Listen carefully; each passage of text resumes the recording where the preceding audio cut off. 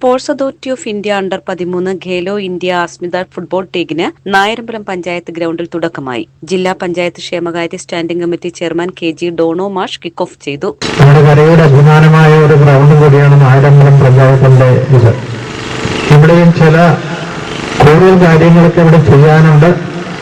ആദ്യകാലത്ത് ജില്ലാ പഞ്ചായത്ത് മെമ്പർ എന്ന നിലയിൽ ഒരുപാട് കാര്യങ്ങൾ ഞാൻ വാഗ്ദാനം ചെയ്യുമായിരുന്നു. അതൊക്കെ നടന്നിട്ടുണ്ട്. പക്ഷേ കാലക്രമേണ പല വാഗ്ദാനങ്ങളും നിറവേറ്റാൻ സാധിക്കാത്ത അവസ്ഥ വന്നിട്ടുണ്ട്. കാരണം സാമ്പത്തിക ബാധ്യതയാണ്.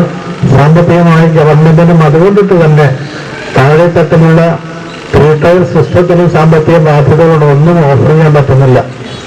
എങ്കിലും ഇവിടെ വരുന്ന സ്പോർട്സ് പങ്കെടുക്കുന്ന പ്രത്യേകിച്ച് പെൺകുട്ടികൾ ഏവരെക്കാളും കൂടുതലായിട്ട് ധാരാളമായ രംഗത്ത് വന്നുകൊണ്ടിരിക്കുന്നത് അവരുടേതായിട്ടുള്ള കാര്യങ്ങൾ നോക്കണം.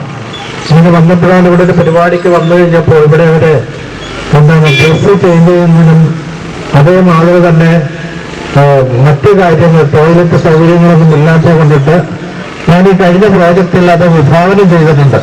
പക്ഷെ ഇപ്പോഴും നടക്കുമോ ഇല്ലയോ എന്നുള്ള ഒരു സംശയത്തിലാണ്. കാരണം 20 ലക്ഷം രൂപയാണ് വെച്ചിരിക്കുന്നത്. ഞങ്ങൾ വെച്ചിരിക്കുന്ന പ്രോജക്റ്റുകളിൽ 46 പ്രോജക്റ്റുകൾ പെൻഡിങ്ങിലാണ്, പൈസ ഇല്ലാത്ത കൊണ്ടിട്ട്. ഏതെങ്കിലും രീതിയിൽ ഈ പഞ്ചായത്ത് കുറേയും കൂടി സൗകര്യപ്രദമായി മനോഹരമാക്കാനുള്ള നടപടികളിലൊക്കെ ഞാൻ ശ്രദ്ധ പതിപ്പിക്കും. ജില്ലാ പഞ്ചായത്ത് മെമ്പർ എന്നുള്ള ഈ സമയത്ത് ഞാൻ പറയാൻ ആഗ്രഹിക്കുകയാണ്.